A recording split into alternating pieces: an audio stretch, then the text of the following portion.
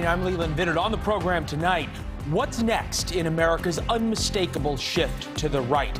America's newest national security crisis now comes from within. Why Americans won't sign up to protect America. You might have forgotten President Biden is overseas right now. Vladimir Putin did not. How the Russian strongman stole the narrative for Mr. Biden's carefully planned European tour. Plus, the most expensive statewide political race in history. How Illinois' Republican nomination turned into a $100 million battle of the billionaires. We'll get to the on-point memo in just a minute, but first, research shows 43% of our viewers call themselves Republicans. 43% of our viewers call themselves Democrats. We are glad you all watch. But whatever your views are, the country you live in changed radically over the past week. In fact, again today, the Supreme Court moved us to the right. They ruled in favor of a high school football coach, Joseph Kennedy. He was disciplined for praying after games. Well, they said that was wrong. He was allowed to pray, thus expanding religious freedom in public schools. In the past 7 days, they also significantly expanded gun rights, saying concealed carry of a handgun is largely a constitutional right. They allowed parents to use school vouchers for religious schools, and of course, ruled that women do not have a constitutional right to abortion. In The Sun Also Rises, Hemingway wrote, "How did you go bankrupt? Two ways," came the answer: gradually, then suddenly. That describes America's shift to the right. We are in the suddenly phrase. Remember, religious conservatives have singularly focused on overturning Roe for 40 years. They even elected Donald Trump because they cared so much about judges. And this weekend, he took a victory lap. We got almost 300 federal judges and 3 great Supreme Court justices confirmed to do exactly that. We are today the party of life, and we are the party of everyone. We're the party of everyone.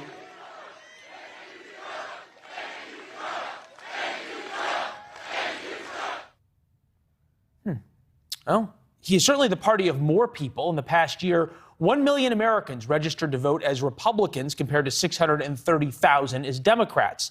The reason they gave the Associated Press are varied, but many said the Democratic Party left them, not the other way around. George Will is here, Pulitzer Prize-winning columnist, NewsNation senior political contributor. Good to see you, sir. Has America moved to the right in philosophy, or has the Democratic Party just moved to the left? Both. One of the reasons the country's moved to the right is that the Democratic Party has moved so far and so abruptly to the left. Now, we're seeing it at the end of June because it is the end of June when the Supreme Court winds up its term, and the Supreme Court is making amazing decisions. You've mentioned 2 of them in your introduction. One, of course, was Mississippi, where at long last the Supreme Court said Roe v. Wade was wrongly decided in 1973. And just now in the state of Washington, where the football coach who used to pray after the game by himself, briefly, on the 50-yard line, the school district said, no, that looks like, because you're a public employee of a public high school, that looks like the government endorsing religion. The Supreme Court said, oh, please grow up. No normal, reasonable observer would say that that was the government speaking when he was taking a knee at the 50-yard line. And of course, there are others. In the New York gun control case, the Supreme Court said the right guaranteed by the Second Amendment is to keep and bear arms. So the presumption will now going forward be against restrictions on concealed carry of firearms. And then, of course, in Maine, the Supreme Court said you can't have vouchers giving people money to pick the school of their choice and then forbid them to choose to go to a religious school. Religion has to be treated as equal with a secular school. So 4 cases. I'm thinking about what comes next. We have the EPA case obviously coming up. It seems as though once again the liberal institutional executive state is going to get struck down. I'm looking more forward even to next year. The Harvard and UNC cases on affirmative action are coming up. President Trump talked about appointing 300 judges and 3 justices. This impact in this swing of the pendulum appears to be at its beginning and picking up speed rather than its end of this long journey. Well, I'm glad you mentioned the EPA case, which will probably come down on Wednesday, and in which case the Supreme Court will have saved the biggest for last. This is bigger than Roe. Roe has one policy at issue. The EPA case is one in which I think the Supreme Court will say Congress cannot delegate to the executive branch agencies essentially legislative powers. This will change for the better the waning support we've had for the separation of powers. But looking down the road, you rightly see that 12 months from right now, we're going to be eagerly awaiting the results of the Harvard, North Carolina case, in which the plaintiffs are Asian Americans who have, in my judgment, Leland, an ironclad, demonstrable case that they are being discriminated on the basis of their race, on the basis of racial stereotypes, where Harvard said somehow Asians just aren't quite the Harvard type as a group, as a class, as a race. It's an astonishing violation of American principles, and I think it too will be struck down. So we're going to have, and next June's going to make this June look perhaps a little bit tame. All right. So the pendulum is picking up speed in its move to the right. Like it or not, that's where the Supreme Court currently is 6-3, and certainly the federal courts, lower federal courts, have become more conservative. This is the answer on the left as it comes specifically to the issue of abortion. Take a listen. Do you support any limitation on abortion, or do you think that women should have the right to have an abortion all the way up to 9 months?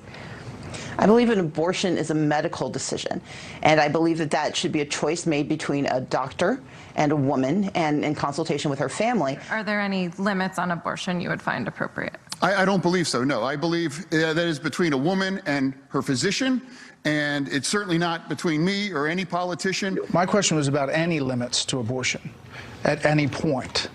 You know, late term, anything? Look, you got to leave it up to the woman. We've come a long way since Bill Clinton said it should be safe, legal, and rare. Safe, legal, and unlimited is the Democrats' position now. Americans have no idea, I think, how wildly radical the American abortion regime has come compared to, say, Europe, where in most European states where elective abortions are permitted, 42 nations in Europe permit elective abortions. None of them, I think, have abortion regimes as permissive as the American one. In Europe, a 20-week limit on abortion, that's just 5 weeks more than the Mississippi law that the court just struck down, a 20-week is considered normal. And I think by the time Americans debate this, Americans are going to say there is something barbaric about late-term abortions. And the future, I think, will look back horrified that we tolerated this practice. At the same time, you've been quoted and you've often spoke about the fact that Americans, in the end, get what they want. Polling shows significantly that Americans want a legalized abortion, certainly in a limited, legal, rare, safe form, up to some number of weeks. But yet, in at least 20-plus states, they're not going to have that, and it seems unlikely that any of the governors in those states, Republican states, are going to give it to them. Are we at a point where the pendulum has swung so far one side and the polarization by the left is so far to the other side that the vast majority of people in the middle are left without any representation? Too soon to say, Leland. I think the American people are going to get what they want. I think the reason we're having this flurry of activity at the end of June reflects 30 and 40 years of campaigning and the fact that elections have consequences and the compositions of the courts have changed. So I think as Americans debate this, people are going to say, well, let's rethink this a bit. Most Americans, A, want abortion to be legal, and B, want it to be limited. And that eventually is going to tell. And I think it's too soon to prejudge what the people of Mississippi, Alabama, Texas, and elsewhere are going to decide in the culturally conservative southern states. All right, fair enough. We will wait for the EPA case. It's an important one that really, in many ways, have much larger and far-reaching consequences than abortion does. It's good to see you. Thank you. Glad to be with you. Thanks for watching. Go to newsnationnow.com to find News Nation on your television provider. And don't forget to subscribe. Click the red button to get more of News Nation's fact-driven, unbiased coverage.